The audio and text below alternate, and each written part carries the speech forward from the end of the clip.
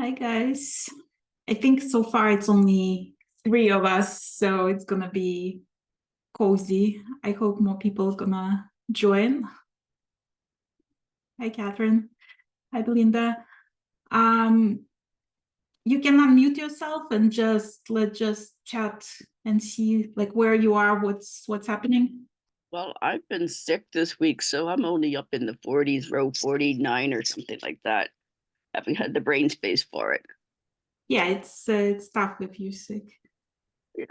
Did you have any trouble starting? Oh, it was okay. Yeah, but once you get in the rhythm of it and get everything figured out, it's going pretty good. But as Beautiful. you know, I'm using a thicker yarn and bigger needle, so it's going to be huge. So maybe it'll be a curtain. Mine is actually really narrow, so like this is the width of it, but like it's gonna be plus two edging. So I'm thinking it's gonna, but it's like more of a scarf than a generously sized shawl for me, and I'm a little bit concerned. Hold on, let me just admit two more people. I'm a little bit concerned with the length of mine because it's so I did 5 repeats. Hi Grant, hi Wendy. I did 5 repeats of the center pattern and I feel like it's long enough already. So I don't know. I think what I'm gonna do, I'm gonna put it on holding needles for now, and I'm gonna start the second half. And then when I'm done with the second half and get the same 5 repeats or so, I'm gonna try to wet block it. Hi Grant, so lovely to see you. What I time don't is know if you, what time is it in New Zealand now? oh, it's bloody 6 o'clock in the morning and my eyelash isn't even dried yet. Well, thank you for joining.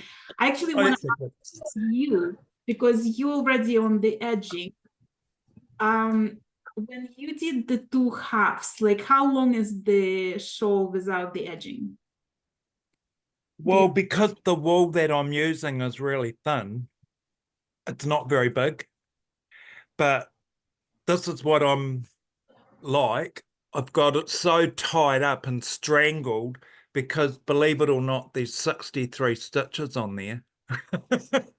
And I'll just untie it and I'll show you. It's been such a good one. I mean, I did start in December. Right. So, I nearly didn't join the knit thing, but it's been so great to see all I would say that's about Wow. 1.20 m unstretched, but that's the width. Okay, so it's not too big in you. So I'm having a dilemma at the moment because I did 5 repeats of the center, and like the width wise, it's not very wide. Hold on, I'm just tangled here. Um,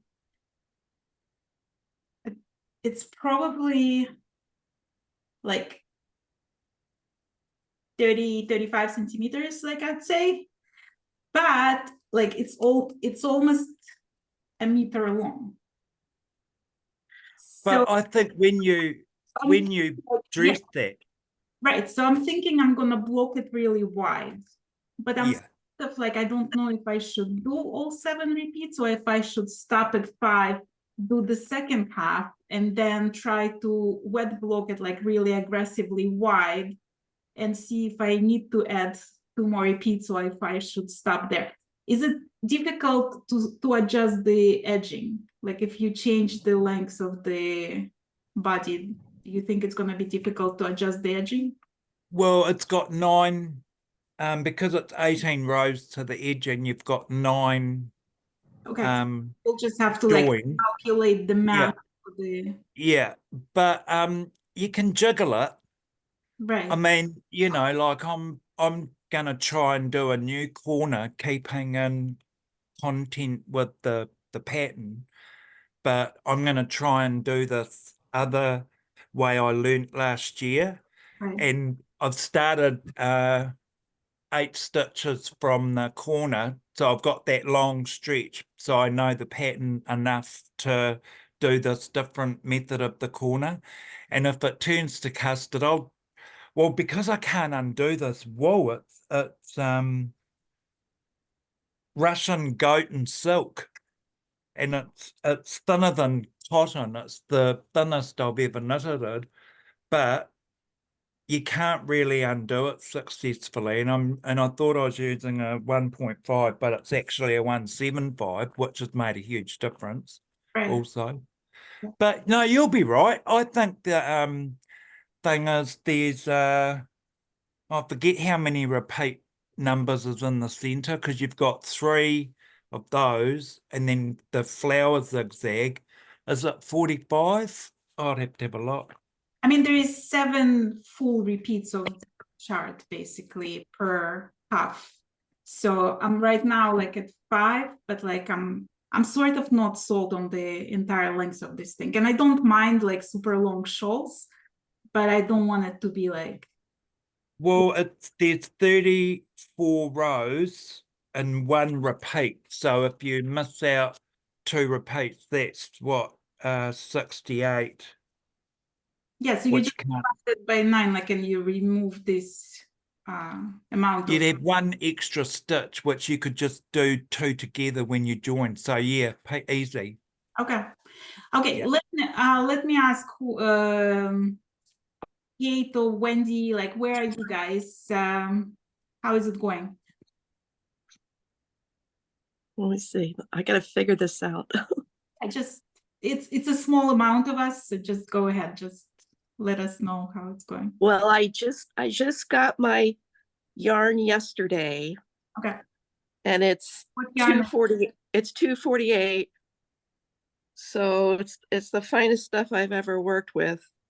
So I just cast on using the recommended needles, and I'm swatching just garter stitch right now just to get used to it. Yeah. And then I'll start the pattern, but I might go up the needle size. It seems a little dense. I'm not sure how it compares to. Before you decide on the needle size, I would suggest to swatch lace bead. Yes. Like just do 1 repeat of something lacy and see how open the fabric is, because like the garter stitch is not very indicative, and you might find that like for lace it's fine, and for like what seems tight for garter might be fine for lace. Yeah, I'm just trying to get used to the weight, so I'm just starting with garter, and I have one of the motifs in front of me, a 14. It's on the center, Right. so I'm going to swatch that 14 stitch repeat. Yeah, and then another thing, like there's a couple of things I recommend. One is the very beginning is the most difficult because you don't have any fabric to hold. So when you do the lace, just pull that bead a little bit down, right? Like stretch it a little bit, so it's going to be easier for you to insert the needle into the lace. And then as you knit, it's becoming easier and easier because there's more fabric, so you can pull it a little bit and make that wiggle room. Yes, I remember last year, I just started with the regular lace weight for the Minogami. Yeah. And then I went to whatever is 1,000 meters per 100 grams. So Right. that was previously the thinnest I'd work with. So I thought I would branch out a little.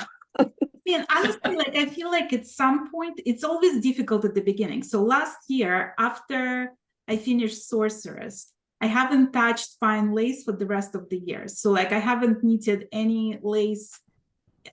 I don't think I even knitted fingering. Like it was like going from Gossamer all the way to like Decay and Worsted, right? For the rest of the year. So when I started this one, the beginning was like very fiddly, because you just need to like, your hands need to adjust to it again, you know? But then once you like do a little bit, you don't even notice how, like, I feel like thinness of needles is more difficult to control than thinness of yarn. Brent, would you agree with that? Like, I feel like if you try to knit on 1 millimeter needles versus 2 millimeter needles, it's much more noticeable than if you knit 248 or 220. Like the thinness of yarn is somehow easier to control if you're on the 2mm needles. I'm using the 2mm right now. And Right. so I don't think you're gonna see like huge difference in controlling 248 over when you did the other one at 220. Like, I think you're gonna find that it's almost the same. My biggest struggle is like when I go to like 1.5mm, or one time I tried one and it was like, I just screamed and gave up. But like people, you know, but like anything on 2mm, like the thinness of yarn makes less difference than the thinness of needles, I feel like. yeah, I understand. That's why I was gonna go up the needle size to the 2.25 because, well, I'll see how it goes. But I'll besides keep watching. that also, like when you do your swatch, spray it and pin it. So you'll see like how it's gonna look after blocking, right? So like don't just look at the dry one when it's all scribbled, just spray it lightly with water and pin the corners and see how that's gonna look. And then you decide if you need to go needle size up or not. Okay. Wendy, oh, sorry, Kate, do you wanna tell us how is it going on? Sure. Hi, everybody. Hi. I've had trouble with this.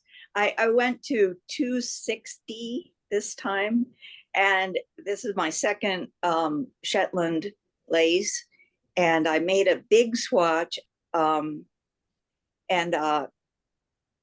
Anyway, I've learned a lot from it.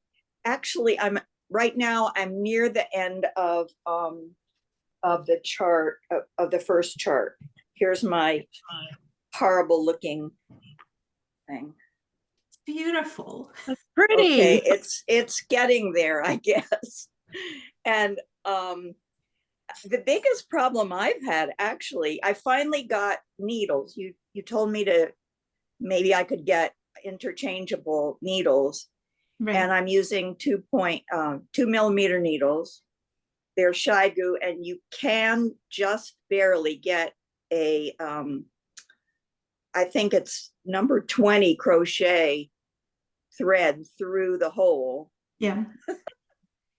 But then when you pull it through, of course, you're capturing all your markers, and I use a lot of markers. So anyway, I've had different issues like that. But the funniest one was when I first switched, I was using straight needles, which I actually really liked for this project. But then I switched to be able to put in the lifelines, and the project was on my lap as I was doing it, and somehow the weight of the needle and the cable, it just slipped out and all the stitches were lost. Yes. So I was like, oh my goodness, what do I do?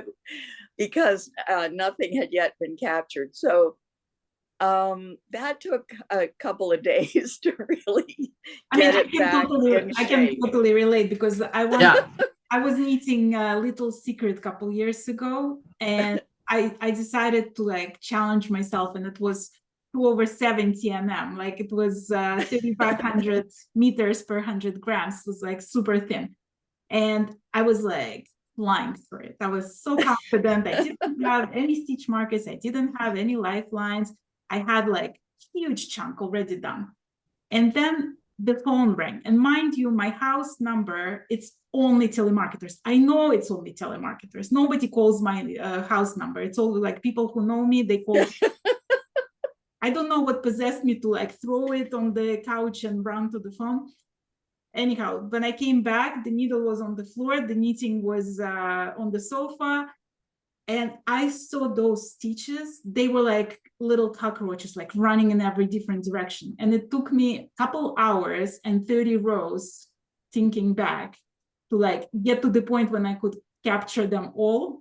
So like I know your pain, like we've been through it. So lifelines can be really saving a lot of headache. Well, lifelines are something that I do use anyway, probably a little bit obsessively. Well, one issue I had with the lifelines was that on the following row, it was warping my stitches so much that I would make a mistake on that row, and then that would make things really complicated. So I needed to find some kind of I mean, it's such a thin lifeline. I don't know how I would pick up stitches from it if I ever have to go back. I'm a little bit confused about lifelines. Yeah, so when you pick up the stitches off the lifeline, you basically hold the fabric like with the bottom of your fingers, and you pull on the lifeline up, and that's gonna bring the stitches up, like it's gonna elevate stitches, and then you stick the needle. So you basically pulling the lifeline vertically up and the fabric vertically down, and then create that space for the needle. Okay, that's a good tip. Also, I sent a message through the Fine Lace Facebook to Monique, and she suggested I also again go down in needle size to pick up, and that can help too. So that helps as well because it's like smaller type. Yeah. With this really fine yarn, which I've never dealt with before, I mean, I found most of the instructions online are not dealing with anything like this yarn. So they're telling you the right thing to do, but it just doesn't quite apply to to what we're trying to do. And it makes you realize just how expert the people who did this, who had already been working all day and out in the field or something, and cooked their dinner, and they're working by firelight or something. I'm just in awe of how this type of craft got done. It's just amazing to me. Well, another little tip that I keep on telling people, because I get asked this question all the time, when people are tight knitters in general, it's hard to get into knit two together or slip knit. It's like, this is the most often mistake that you can see.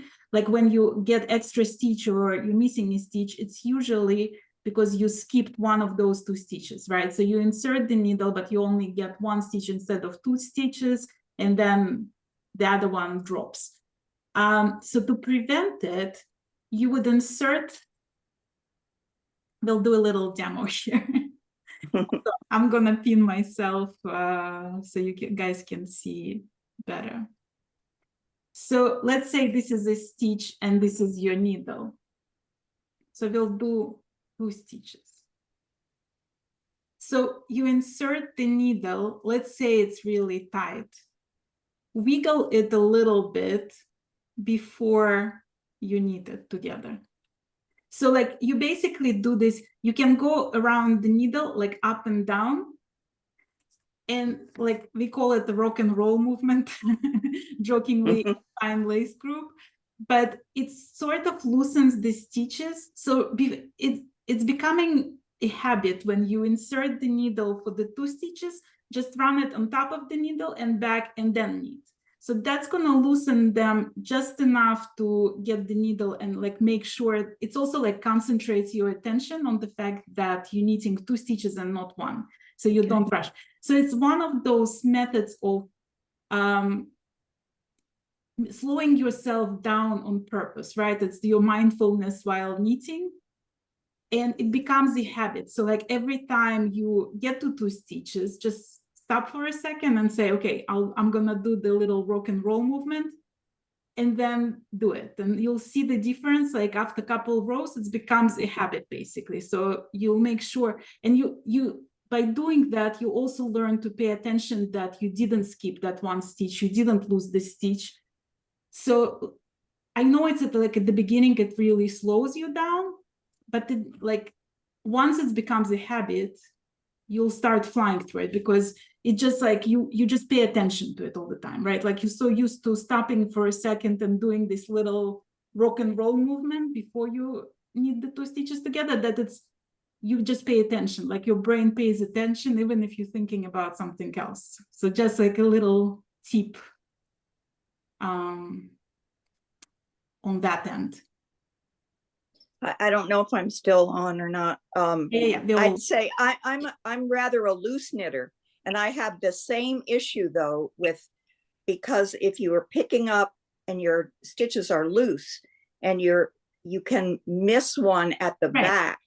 Yeah, So so you have to look really carefully to make sure that you've got both of them, especially if, well, I guess it's especially if I'm doing a double decrease, that's where you really have to concentrate. And we're all concentrating on that, you know, special triangle. And another Anyway. thing, like you always keep in mind that it's basically like this, you know, the picture of the scale, the old-fashioned scale, when like one plate balances the other. So this is like the way to think about yarn overs and decreases, right? So whenever you have a single decrease, you're gonna have one yarn over on one side. If you have a double decrease, you'll have two yarn overs. So let's say you forgot the yarn over. In order to find it, you look at decrease that you had. So if you had a double decrease and you only see one yarn over, you know that this is where you missed one yarn over. Or if you have a double decrease and there's suddenly two yarn overs, you know that one is extra, right? So this is like also another skill that you develop in reading your lace. So when people say read your lace, right? Like there are people like Monique Boomstra who can take a shawl, like from museum, a picture of a shawl, and she can chart it. That's not what I mean when I'm telling you like you should learn how to knit your lace, how to read your lace. What I'm saying is that when you do one repeat, right? You have two markers and you knit between them, and then you got to the marker and something feels off. Like you always have that feeling that like, I think I messed up something, but like, oh, whatever. So don't ignore yourself. Look at that one repeat and see, do you have like for every double decrease, do you have two yarn overs? And for every single decrease, do you have one yarn over? And this is like all you need to do, because there's no complicated stitches in Shetland lace, right? This is the most complicated. It's double decrease or single decrease. Like that's all we have. So you can spot that mistake really fast, and then you don't have to worry about it on the next row. And if you get to the next row and something feels off, like this is how you also check, right? Did I have two yarn overs on the double decrease on the previous row? And if you didn't, then you just pick up one extra yarn over there and you continue. I wanted to ask Catherine also. Catherine, can you tell us what's happening in your life? Yeah. This is restart number 6 because I accidentally just before, and I've got the dental floss in now. Last night I was just finishing the row to put the dental floss in, like the row, and this is row 3. Normally I don't put dental floss in until like row 10, but I got as far as row 6, and I realized I'd kind of made a mistake in like row 4. And then I thought, well, I made the right number of stitches, and I thought, no, you can't tell that. That's not a problem. And then I didn't listen to my gut when I was doing row 6, and I effed up the double decrease, and I can't for the life of me undo it. Like like once the yarn has been slipped over, it is knotted down there and it does not come back. So I swore and I ripped it out again. And then I work during the week and I have meetings. So I'm usually only doing like 2 rows because I thought the 3rd row is where I usually F up. So I'm going to stop after 2. And then I went the next day. I did not count before starting, and I should have, because there was a loss of a missed yarn over in the first repeat. So the last thing I did, so I would only have had to undo 2, knit 2 togethers, which I might have been able to do. But no, I start knitting all the way across, and it's only when I'm coming back that I realize that I'm short a stitch. And now I've got 2.5 rows to unknit, and I got halfway back and it was just not happening. So I started over again. And then last night the dog needed to go out, and I thought I was very careful about putting my yarn down on the couch, but I had gotten it twisted around a leg or whatever. So as I walked across the living room, everything fell off the couch and the needles fell out, and it was like, okay, we're starting over. So yeah, I cast on before going to bed, and then this morning I've just gotten back to where I was, and then I got the dental floss in. So that's and the dog is nowhere to be seen. So I'm hoping to get to the point where I have some fabric to tug, but the farthest I've gone. I'm sorry. Hold on.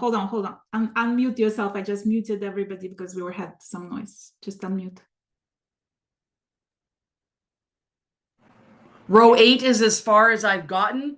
And then I could see where I tried to fix things, and it was just looking like a knotted mess. So I and then Patrick at our makers meetup said, well, he'd started over 6 times. And I thought, oh, okay, I can do that. So I'm just going to clip and start over, because I'm not going to be happy with that knotted mess. And so far, like I said, I got to row 5 and now I'm at row 4. Do you feel like it's getting easier each time? Like, do you feel like you're getting more confident? I've moved up to a 2.25 millimeter needle, and I have bamboos on the way from Ontario. So I'm hoping that that's going to make it a little bit less slippy if something goes wrong. Right.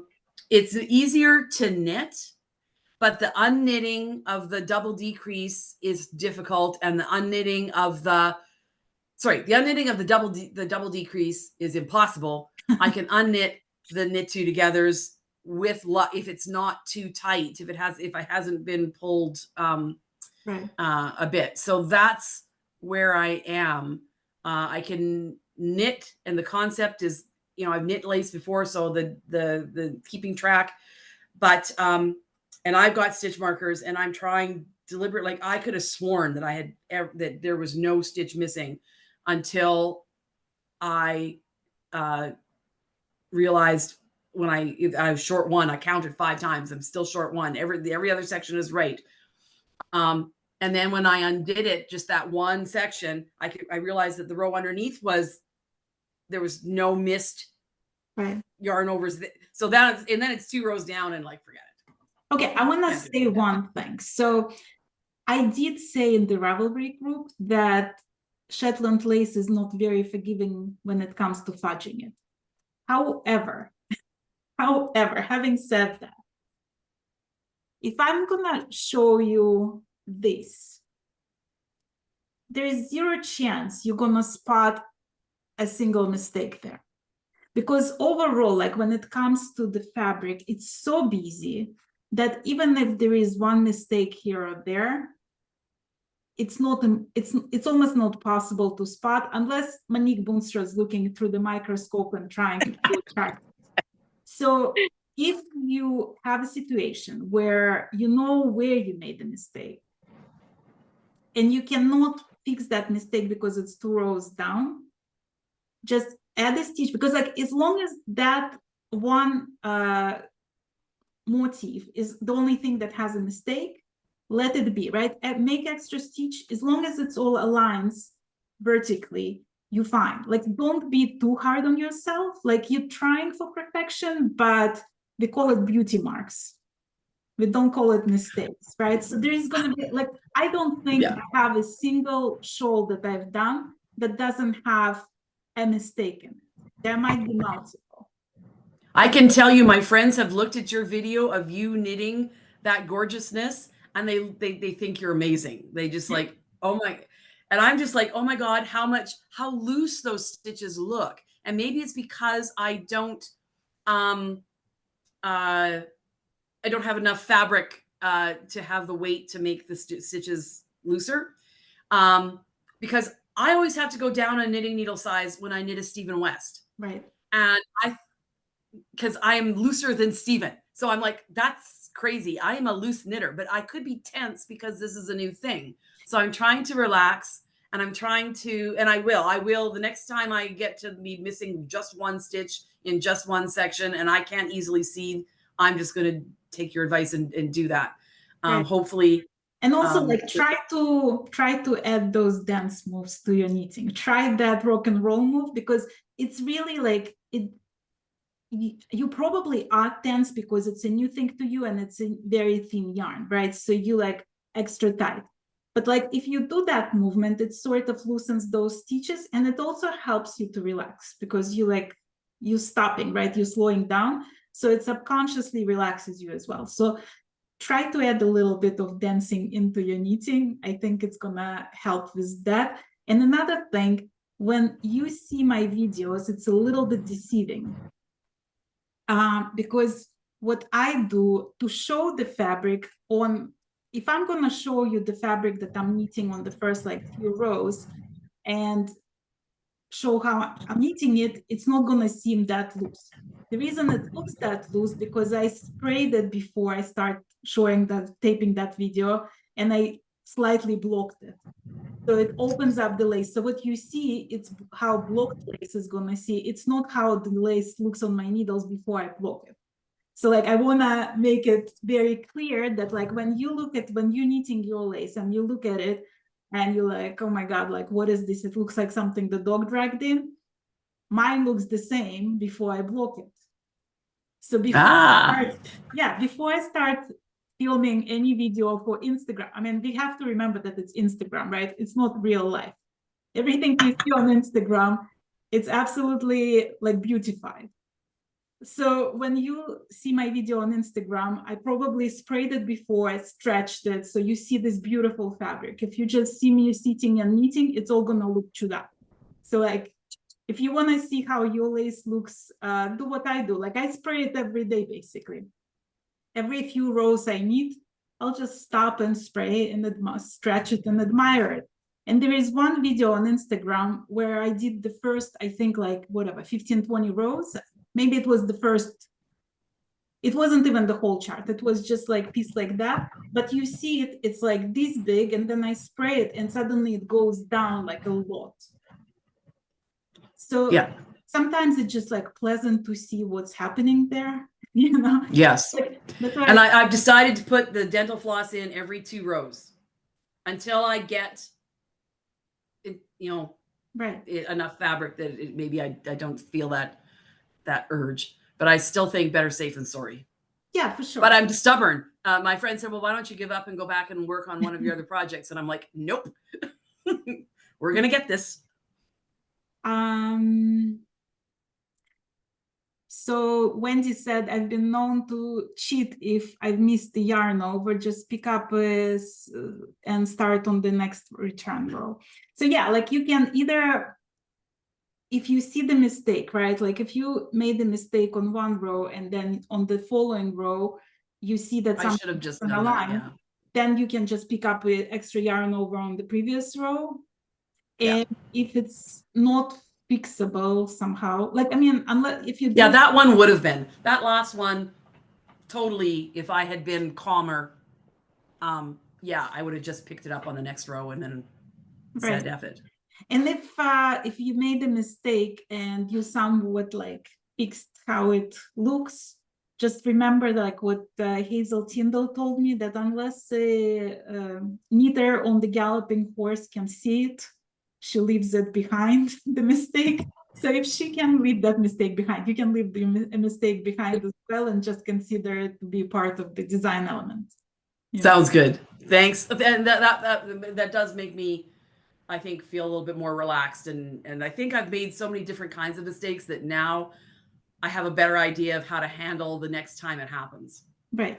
Because I'm not starting over after row 10.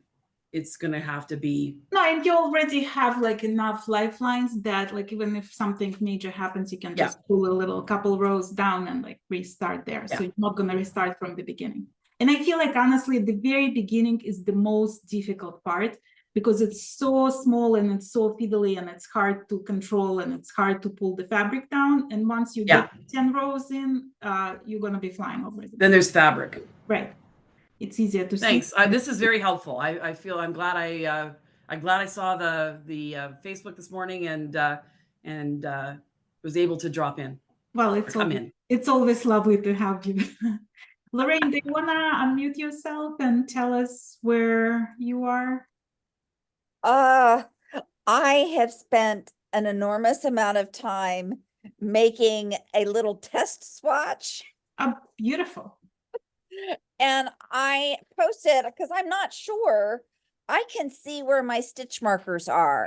So I don't know if there's a smaller stitch marker. I don't know what, I'm gonna have to use something because that keeps me from screwing up. Right. And I don't know what people use for stitch markers because I don't want to see the lines that it's making in it. I Right. also don't know, I mean, this one is a 2mm, the top, and that's a 2.5, and boy, the difference. I don't know if I should swatch another size smaller. Or if is that good? I mean, I aggressively stretched it and it's been sitting around for a while. I mean, I think you can go down the size of the needle a little bit. Like you're on 225 now or 2? This side is 225 and this is a 2. Yeah, I think like 2 is neater looking than the 2.5. Yeah, it looks much better, but should I go ahead and make a little one needle size smaller? Or is that gonna make me crazy because I'm a perfectionist? It's and I gonna will make you never get crazy. started? It's gonna make you crazy. So let's talk about stitch markers. Okay. And I don't have the stitch marker that I love, but I'm gonna post them in the Ravelry thread, just to be Okay. sure of it. However, like if you have those, so That's like big. that's like this little safety pins, right? So the Right. thinnest one you can find. Like you don't wanna like any stitch marker that like thicker than your yarn, basically. Sometimes they have, I have these that I made. yeah, that's These are making, too big. yeah. So the thing is, like, you don't want anything too heavy, because if you have a somewhat heavy stitch marker, right? So I had these stitch markers with, it's almost like a floss, but like metal floss, let's say, with a bead on it. So if the bead is plastic, then it makes that stitch marker, hold on, let me put Grant, pin Grant, so he Oh, okay. yeah, you can do like those rings, like the rubber bands, or like that. Yeah, I stitch have marker. some of those, but I think those are even fatter than the ones that I have. You know what else is like actually great and cheap alternative? You can go to any drugstore near you, and they sell dental rubbers that the teenagers put on their braces. Braces? Oh, Those are super thin, they rubbery, they very light, and they're perfect. And you get like a pack for like a couple bucks, you get a pack of 200, so they last you a lifetime. okay. So that's like another super cheap and like available usually alternative. Or you can just take, so I don't like making stitch markers out of yarn because I feel like they're too light. Like you need a little weight of this to make it easier to slide. So like the thinnest possible, and I'll put like I have my favorites. Monique Drafe actually makes those sometimes. So she sent me like a few with the yarn purchase. But like you can find them on Etsy. They're harder to find because not too many people make them. So you have to make sure that they're not gonna catch yarn, right? So anything with edges to it, it's a no-go because it's gonna snatch the yarn. Anything too heavy, like, so sometimes like I have a very thin wire, but then there is, let's say, a little stone on the bottom. And that's gonna be too heavy and it's gonna be pulling on the yarn down. And then like you'll see where the marker is. So it has to be like very light, it has to not snag the yarn. And if you don't have that in your arsenal, go to the drugstore and get those rubber bands and they're perfect. Okay. Grant, do you have any other brilliant tips that you want to share? Well, to be honest, I use crochet cotton for markers, and I leave them with a little tail. So when I get up to the marker, I'll hold the tail with my thumb, especially if I've got to take the marker off to knit 2 together or 3 together or whatever, and then I can slip it on. But it also doesn't leave a mark where especially on fine yarns, like this is the finest yarn I've ever used. And I did try my wee baby miniature rings, but when they fell off, I'd lose them in the atmosphere. They're so tiny. So I put some luminous thread on them so I could find them. And they were good for the first charts, but for the center, once you learn the repeat, you can actually ditch your markers. Just have a marker at the beginning of the right side row. Right. And that enables you to, you know, you can see where you're up to because you've marked it on your chart where you're up to, and you just have to get your confidence level up and ditch the markers for the center. I know that sounds harsh, but definitely essential for the borders. And I didn't get any marks once I changed to just the cotton, crochet cotton, you know, thickness, and a heavily contrast as well. So yeah, I wouldn't use a thick marker or anything with a dingle dangle or anything like that, because you've got the yarn overs, the little markers can go inside. And that causes more issues because you'll go to pull it out to have a look and your marker tail or dingle dangle has gone through, and you can end up breaking your yarn. Just with Catherine, I do a provisional cast on, and when I first started, I'd do a good inch before I started with my real wool, right? And also I use the straight needles, and because I use the Shetland knitting belt, I tie a string on the bottom and tuck it in. So when I start knitting, the stitches are elongated. So you can actually see, you make more room for your wee needle, and it really changed my whole Shetland lace knitting life, learning how to use the mankin belt. Quick question, that's please. So somebody asked about the needles. What length needles do you use for the straight one? These ones are 35 centimeters. Okay. So when I picked up the side stitches, I thought, oh, my needles won't be long enough. And I used those Chagoo bloody interchangeables, and my yarn is so fine that my stitch fell in between where you screw it, right? And it wasn't the second to last stitch, it was 130 stitches in. Oh. So luckily I've got this thing, and I had to get a needle and poke all the stitches right across to try and jiggle it out. So I threw my interchangeable circular needles away, and I've gone back to straight needles, because when you've got it in your belt like that, it holds it, and you've got it on a string to pull it down, and you can actually motor, because there's quite a few knit rows as well. So, you know, there's bits in between where you're just knitting, especially that first 16 rows, which can be quite hard. But yeah, that's what I would recommend, especially if your yarn is really fine and you're using a 2mm or something like that.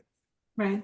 And by the way, guys, if you don't know Grant yet, he was one of the very first people who were guests of my channel. I begged him to be on my channel. And if you want to watch that interview, I think you were number 6, if I remember correctly, somewhere there. Like, it's in the very first 10. So you have to go and watch his interview, because as you can tell, he's absolutely lovely. One of my favorite people. Erica, do you want to unmute yourself? And you don't have your camera on. Yeah, I had to go in and do something to I'm on a different computer than I normally use, and it basically said that my browser was blocking my microphone, and I had to go and do all kinds of things. So maybe she's got the same problem. Yeah, perhaps. Anyway, Erica, if you want to join later, just write in the chat and I'll add you again. Does anybody else wants to, Anne, do you want to share where your progress is? Just unmute yourself. I'm unmuted. Yeah. This is my Hopsaloo yarn that I thought I would use, and that's how far I am. Is I've been doing a lot of Fair Isle color work, and so it's time to print out my pattern. I did buy the pattern. Oh, great! So you're like halfway there. Yes, the pattern, yarn, and needles. So, and I don't use interchangeable needles because of the snagging. Instead, I have some extremely long and fine circular needles. I do have straight needles for Estonian lace, but I'm not sure that they're really long enough for equilibrium. So, right. I mean, do you know how long they are? No. So no, I've been knitting for more than 65 years.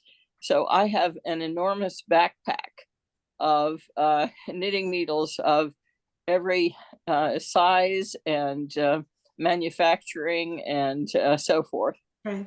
Well, I just want to say, like, for if somebody here not very familiar with interchangeable needles, so in interchangeable needles, there is a little hole right where the connection is, and you have to insert T-pin and then twist the needle and make sure that it's like tightened. So it doesn't feel like you doing anything. It seems like it's already tight, but like just do a little, like it's no brute force necessary, right? Just tighten it a little, but somehow it does miraculously work. Usually, like 99%. So I don't know what happened with Grant. Maybe he forgot the T-pin tip, but like try that. No, I did. And I've even got the little wee rubber love heart that you hold on to the fine needle, and it worked good for a couple of points, but that's what happened. Yeah, like I yeah, had there to are cut it off. There are different brands. I don't know. Like, I mean, usually I'm a Chiago girl. Like I use Chiago interchangeables for probably 99% of everything I knit with. Sometimes people complain about Chiagos. I personally never had a problem with that, but it's also might depend on how tight or loose of a knitter you are, because I'm extremely loose knitter, like notoriously loose knitter.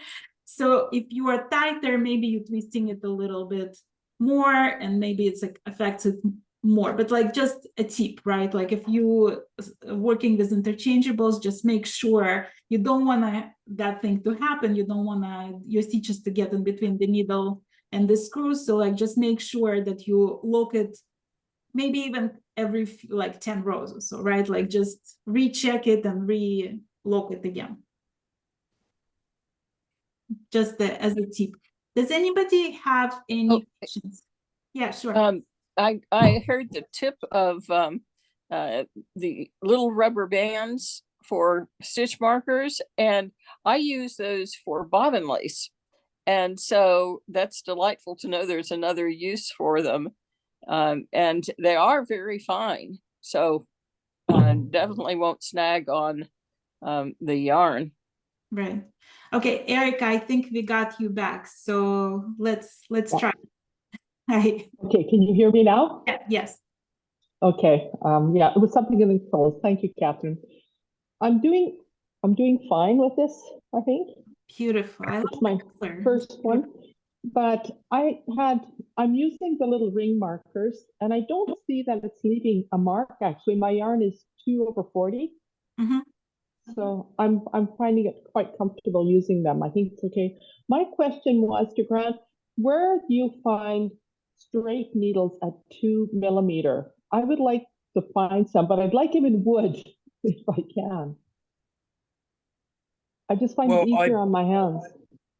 I get all my needles from England from this lady called Lorna it's called Bygone Yarn Stuff, and she's on Bygone. SD. She's on Okay. SD. On Oh, I Etsy, don't know if okay. you can see it. But I don't think she does them with wood. And Okay. she's got a huge selection of straight needles. And she also puts out these really, really fine needles for picking up, or if you drop a stitch and that, you can just pick up. Okay. These are only Great. 25 centimeters, and they're actually called doll knitting needles. But she's really nice, really helpful. You could just message her through SD on her SD shop. Brent, can you put her name in the comments so everybody can take a screenshot and save it for future reference? What do you say? Take a... Like in the chat, just write the name of the store. Oh, sure. Okay. Yeah. Hey, Yeah. two questions. Are they very slippery and are they fairly sharp? Well, when you get down to 2 mil, 175 mil, they're Right. pretty sharp anyway. Okay. See, with our fine yarns and stuff, I don't like them real pointy because it can split it.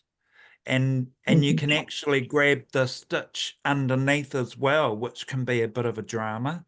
So they're specifically designed for lace, Shetland lace knitting, and they're double pointed, although she does have straights. And if you do get the double pointed, you can just stick one of your rubber bands around the end, and that stops you. See, when I put my knitting down now, I always put a little rubber band on, or because there's a high twist on the yarn, I've got to wind it back on the cone and put it down carefully and be really gentle with it, not like your normal knitting that you just chuck on the couch, because But yeah, I'll write her name down on the SD store, and then you can go and just message her. She's a really neat lady, and she's actually got a couple of things on the YouTube as well. But she's delightful. You'll like her. I'll write it now. Thank you very much. Thank you. Does anybody else have any questions?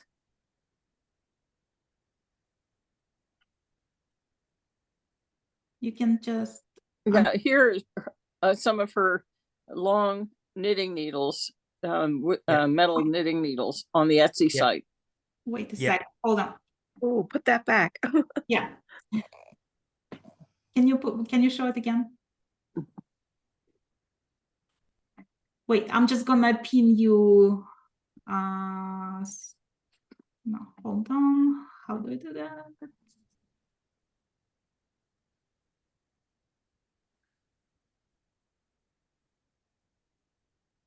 Hold on. We're gonna go like this. Okay. Can everybody see them? No.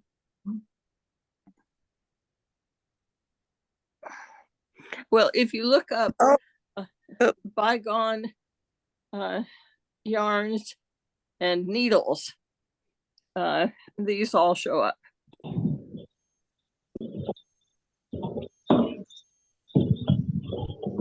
So I just put it in the chat. You guys can Perfect. look from there. Thank you for sharing that. Yes, so it's from Lorna Jenkin by Gun Yarny Stuff. Okay, so I want to tell you about the next Zoom. So I'm thinking the next time we're gonna meet is gonna be on 23rd of March. So in 2 weeks on Saturday, the same time. And that's gonna give us time to make some progress. If you have any questions in the meantime, please write them in Ravelry, in Fiberchats group on Ravelry. There is a thread for Equilibrium knit along. I'm gonna put the Zoom link and the passcode, everything there like a few days before. the 23rd, but it's going to be on the 23rd at 12 p.m. Eastern, same time we started today.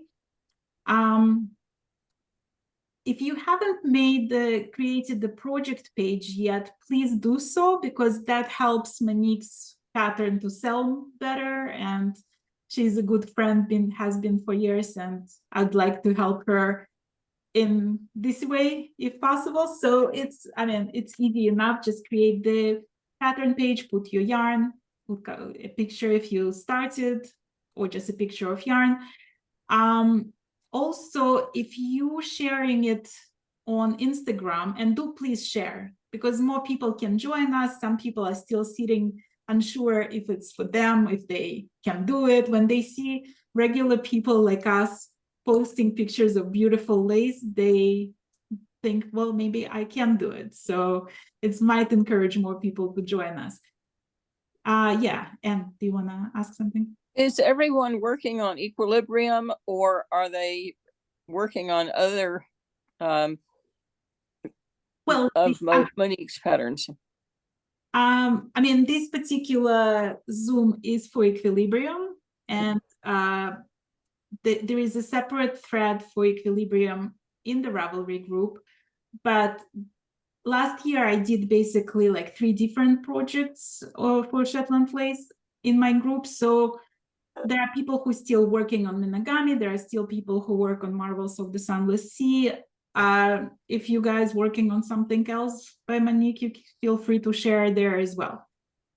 But basically, like, if you sharing on Instagram or on Facebook, please tag me. I'd love to see your progress there, and tell your friends about the knit along. Like, encourage them to try, because I have a feeling that like a lot of people are afraid about it, but like they can do it. Like, if we can do it, they can do it as well. And it's so lovely to see all of you and see your progress and see your yarn selections. And we're gonna get through it. We're gonna get through it together. We'll struggle together, and we'll get through it together, and we'll make those decisions and help each other. I want to thank all of you for joining today. Grant, thank you very much for getting up so early and joining. It's always lovely to see you, and it was very helpful to have you here. If you guys have any questions about Shetland belt, feel free to DM Grant. You can like reach him through Ravelry, or you can find him on Instagram. And do watch his interview. You're gonna love it. Thanks so much for doing this, Irina. It's been really helpful, and it's nice to know that you're not struggling in the wilderness all by yourself. Like, because usually I'm doing this late at night in the dark on my way home, and I don't have anybody in my close circle of friends who knits. So let alone knits this kind of material. So it's good to know.